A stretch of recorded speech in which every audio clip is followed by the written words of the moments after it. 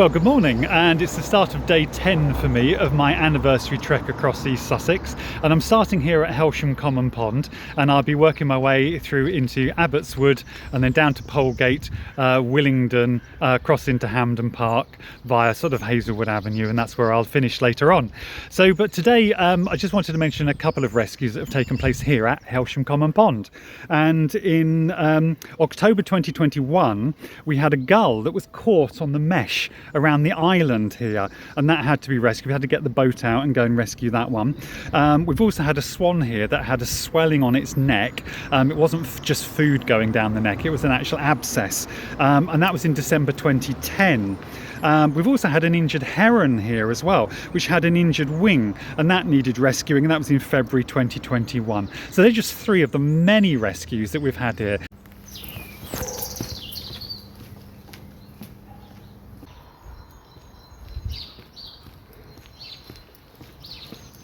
I've just walked up the avenue here in Hailsham, and I'm now at the junction with the Grove. And it's here in some of these houses here where they had some open gardens to raise money for us, and they raised almost £600 for us, which was a fantastic amount, and their gardens were stunning. If you want to do the same thing for us, please do get in touch, because we'd love to get involved and love to see your gardens at the same time. In the Grove here we also had some mum and ducklings to deal with. On two occasions now they've nested in people's gardens, which is quite normal, and then they try to walk them to a pond. But here there were several locations they might want to get to, and on both occasions the mum actually walked to two different ponds, and our job has basically been to keep them safe and to stop them from losing their youngsters down the drains.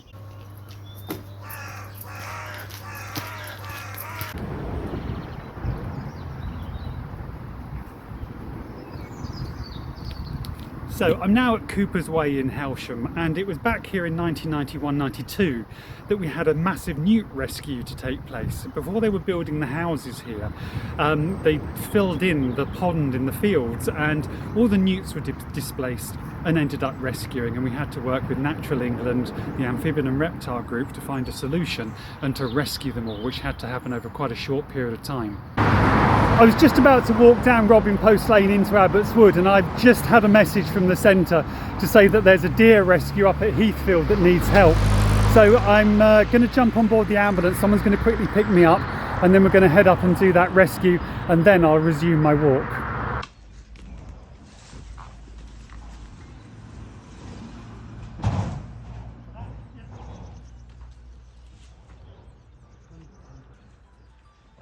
I've just got back from doing the deer rescue up at Heathfield. Bit of a tricky rescue, although it was quickly dealt with, and the deer released, and I hope that the deer survives. It was showing signs of capture myopathy, but hopefully nothing too advanced.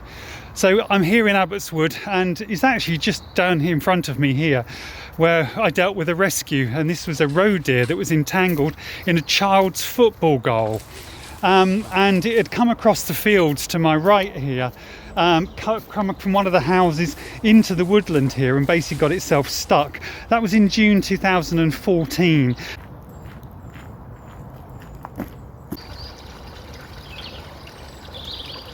It's lovely and peaceful here in Abbotswood. I do like this area.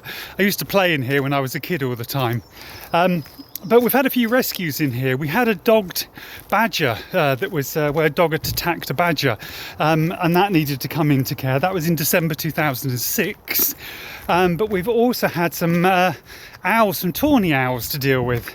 And we've had a few where we've been able to get them back up into their nest, or at least off the ground onto a low branch so that they're out of harm's way. As a general rule, tawny owls as youngsters will climb up and down tree trunks. That's quite normal for them to do so, even before they can fly. And generally we say leave alone, but where there's a high footfall and there's lots of dogs around, then obviously we try to get them off the ground so that they don't get caught by dogs.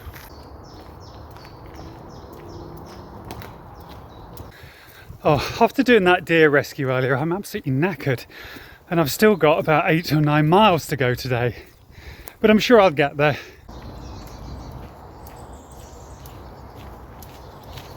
I'm at the Couples service station here at Polegate, and I've just met the guys here. They asked me to call in because they had £1,000 to donate because of my walk and my trek, in memory of Dan Toney, who used to work here. Lovely guy.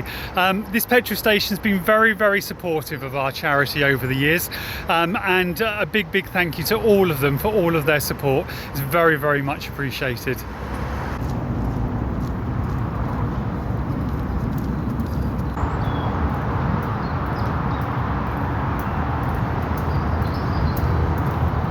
I've just crossed over the A27, the northern Polegate bypass. I'm heading in towards Polegate now, and Polegate's a lovely place. We've got some really good supporters, and Polegate's got a really good population of hedgehogs as well. So we're always getting them from sort of, I think it's Windsor Way, Dover Close, all those sorts of places. And we've also had various other wildlife that we've picked up here. So down by Junction Street we had an adult gull road casualty in December 2017. We had a catted bat in May 17. We had some fox cubs from the skate park. That was back in May 2020. And we had one of the most smallest hedgehogs we've ever dealt with, which was only 39 grams, and that was in September 2017.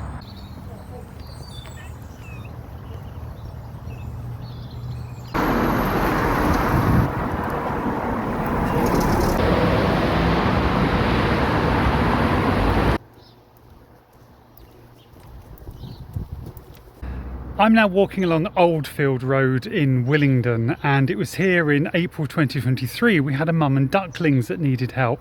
They were originally seen in Broad Road, and by the time we got here they were in a garden here in Oldfield Road, and we had to escort them along here, and we weren't really sure where they were going to go. So eventually they decided they were going to cross the A22, the Eastbourne Road, and we had to stop the traffic to allow them across and get them over towards Morning Mills Farm. And they didn't go into the stream as was expected. They carried on across the field. So where they were going, we're not too sure. But once they were out of harm's way, we let them do their own thing. I didn't want to go too far out of my journey today, but just up the road here is Willingdon Primary School, and in 2013 we had a little fox cub that we had to rescue there that had tried to jump off a fence and onto a wall, slipped and actually caught its toe in the fence and was hanging by that toe. Really awkward rescue, cutting through the brambles to get it, but the fox did make a full recovery and was returned to the wild.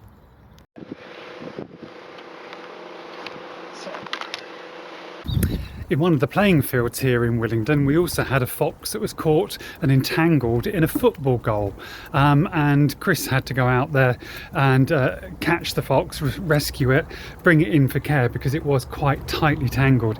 Stayed with us for a short while until it recovered of its injuries and then got taken back and released again.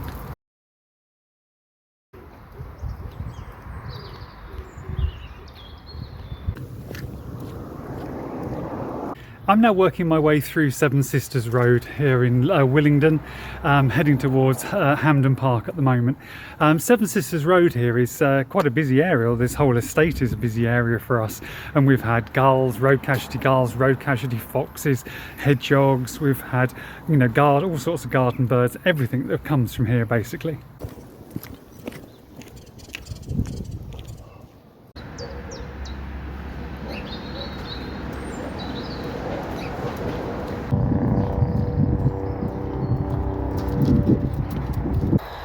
I've just come over the railway bridge on the footpath next to Hazelwood Avenue, out into the fields here that sort of go across towards Langley and the Golden Jubilee Way.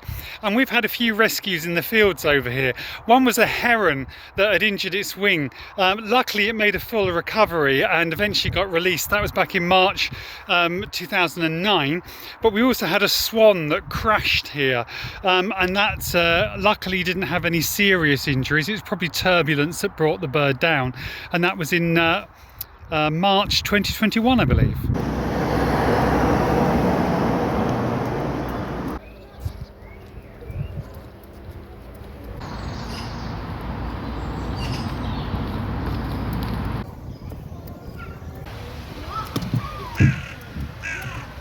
I'm now at Decoy Pond at Hampden Park.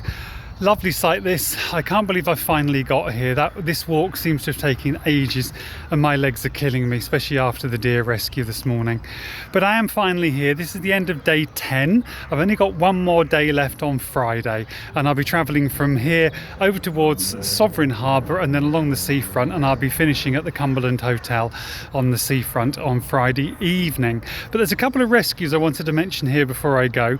We've always had problems with the swans and cygnets here in various ways, but back in 2015 and 16 we had major problems with a lot of the cygnets dying because of an internal parasite burden, and that's because the parasites were living in the silt and the mud, and as they were sifting through the silt in the bottom they were digesting all those parasites.